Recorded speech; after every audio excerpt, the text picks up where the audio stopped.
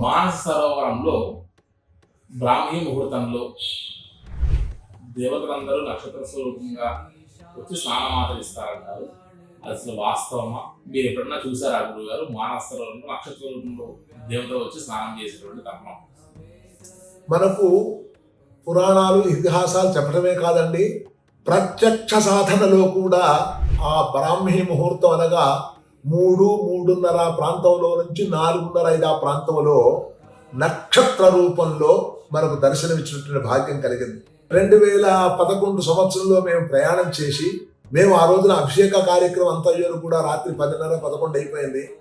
కాస్త మిగతా వాళ్ళంతా పడుకున్నారు, మిగతా వాళ్ళని ఉపహారం చేసుకొని మేము 2:30 ప్రాంతంలో నదీ తీరంలోనే కాస్త అలా వేచి ఉన్నాము. మా అదృష్టం బాగుండి భగవంతుడు కృప కలిగి మాకు 3:30-4 ఆ ప్రాంతంలో ఒక పెద్ద నక్షత్ర రూపంలో జ్యోతిలాగా వచ్చిందండి.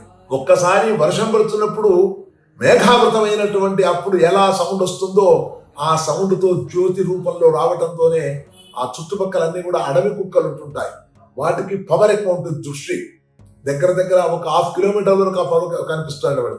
ఆ కుక్కలు మరగడంతోనే ఆశ్చర్యం అయిపోయి మేము చూసి అటువైపు చూసారు. జ్యోతి రూపంలో నక్షత్ర రూపంలో దివ్య రూపంలో దీప రూపంలో వచ్చి బ్రహ్మమాన సరవులో ఐక్యమై పొందేరా. అది మా కళ్ళారా మేము చూసినటువంటి దృష్టాంతమే. ఇది మాకు చాలా అనుభవపూర్వకంగా జరిగినట్టు.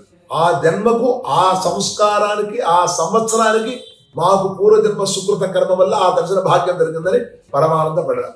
ఇది మానసరవలో దేవతలు కూడా ప్రత్యక్షంగా బ్రాహ్మీ ముహూర్తంలో జ్యోతి రూపంలో వచ్చి దర్శనమిచ్చి ఆ యొక్క బ్రాహ్మ మానస సరోవరంలో సమైక్యం పొందారని ఇతిహాసాలు మేము ప్రత్యేకంగా చూడడం జరిగిందండి.